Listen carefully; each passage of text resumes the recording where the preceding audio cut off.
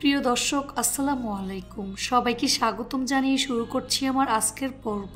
আজকে আমি আপনাদের শুধুমাত্র ময়দার ডিম দিয়ে দারুণ মজার অনেক বেশি মুচমুচে কেক বিস্কুট তৈরি করে দেখাবো।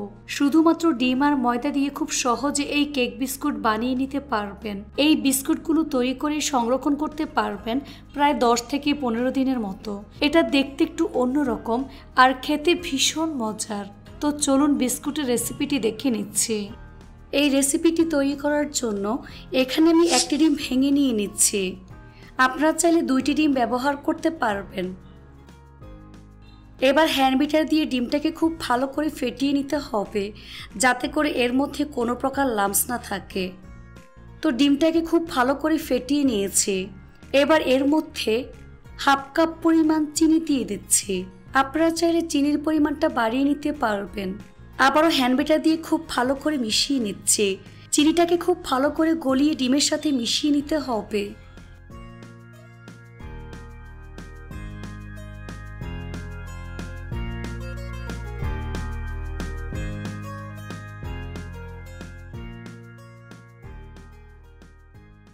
চিনিটাকে ডিমের সাথে খুব ভালো করে মিশিয়ে নিয়েছে।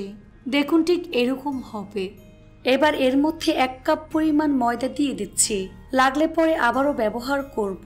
1/4 চা চামচ পরিমাণ বেকিং পাউডার দিয়ে দিচ্ছি স্বাদ মতো লবণ। তারপর হ্যান্ড বিটার দিয়ে সবকিছু আলতোভাবে মিশিয়ে নিচ্ছে।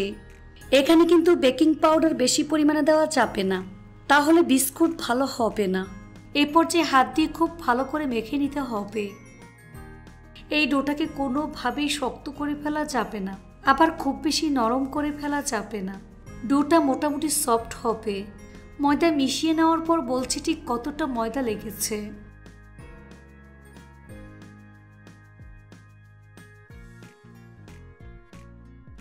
এখানে 1 কাপ ও 1/4 কাপ পরিমাণ ময়দা লেগেছে। আপনাদের ক্ষেত্রে কম বা বেশি লাগতে পারে। দেখুন ডোটা ঠিক এইরকম সফট করে তৈরি করে নিয়েছি, দেখে হয়তো বা বুঝতেই পারছেন। এবার ডোটাকে ঠিক এভাবে গোল বলের মতো আমি তৈরি করে নেব। তারপর বোর্ডের উপর নিয়ে নিচ্ছি। বোর্ডের মধ্যে সামান্য পরিমাণ ময়দা লাগিয়ে নেবেন, তা না হলে আটকে যেতে পারে। এবার হাত দিয়ে আলতোভাবে চেপে রাউন্ড শেপ করে নিচ্ছি। এবার বেলুন দিয়ে আলতো করে বেলে নিচ্ছি। রুটিটাকে 1/2 ইঞ্চি পুরুত্বে বানাতে হবে। তারপর ঠিক এরকম কুকি কাটার দিয়ে রাউন্ড শেপ করে কেটে নিচ্ছি। আপনারা চাইলে কৌটার মুখ দিয়ে কাটতে পারবেন।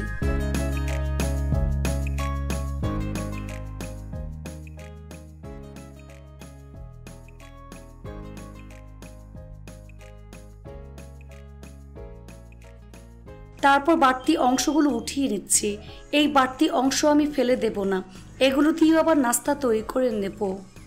তারপর এগুলোকে এক সাইডে নিয়ে নিচ্ছি। এখানে ছোট একটি বাটিতে সামান্য পরিমাণ পানি নিয়েছি আর অন্য একটি মিক্সিং বলে সাদা তেল নিয়ে নিয়েছি। এবার একটি বিস্কুট নিয়ে পানির মধ্যে ডিপ করে নিচ্ছি। তারপর সাদা তেলের মধ্যে খুব ভালো করে গড়িয়ে নেব।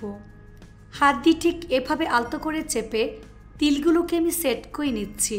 হাত দিয়ে খুব ভালো করে চেপে তিলগুলোকে সেট করে দিবেন, তা না হলে ভাজার সময় তিলগুলো খুলে যাবে। এই কাজটা একটু সময় নিয়ে ধৈর্য ধরে করবেন।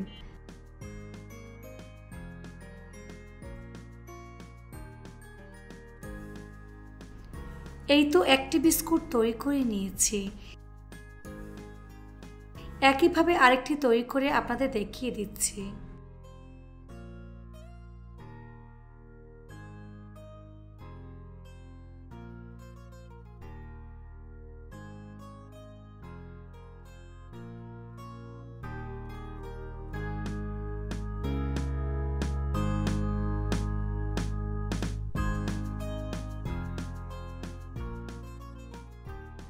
সবগুলো বিস্কুট একইভাবে আমি তৈরি করে নিয়েছি। এবার বিস্কুটগুলো ভাজার পালা। চুলা একটি ফ্রাই প্যান বসিয়ে পরিমাণ মতো সয়াবিন তেল দিয়ে তেলটাকে ভালো করে গরম করে নিয়েছি। এখন চুলার আঁচ মিডিয়াম লোতে রেখে এর মধ্যে একে একে বিস্কুটগুলো আমি দিয়ে দিচ্ছি। বেশি জোরে আছে বিস্কুটগুলো কিন্তু ভাজা যাবে না, তাহলে উপরে কালার চলে আসলেও ভিতরটা কাঁচা থেকে যাবে। তাই চুলার আঁচ মিডিয়াম লোতে রেখে এই বিস্কুটগুলোকে ভাজতে হবে। নিচের পাশ হালকা ভাজা হয়ে আসলে উল্টে দিচ্ছি।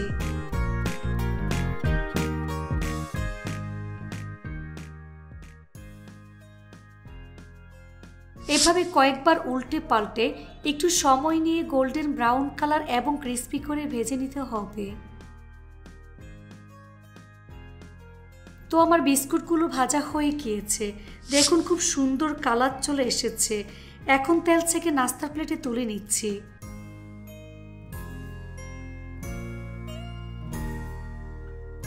তেল ভালো করে ঝরিয়ে নিতে হবে, তারপর পরিবেশন করে আপনাদের দেখিয়ে দিচ্ছি। দেখুন আমার বিস্কুটগুলো দেখতে মাশাআল্লাহ কতটা সুন্দর এবং কতটা লোভনীয় হয়েছে। এটা শুধু দেখতেই সুন্দর না, খেতে অসম্ভব মজার হয়েছে। এই বিস্কুট তৈরি করে 10 থেকে 15 দিন সংরক্ষণ করে খেতে পারবেন। বিকেলে চায়ের সাথে এই বিস্কুট খেতে অসাধারণ লাগে। এভাবে একবার হলেও বাসায় তৈরি করে দেখবেন। রেসিপিটি ভালো লাগলে অবশ্যই একটি লাইক দিয়ে দিবেন। ফ্রেন্ডস অ্যান্ড ফ্যামিলির সাথে বেশি করে শেয়ার করবেন। সবাই অনেক বেশি ভালো থাকবেন। আল্লাহ হাফেজ।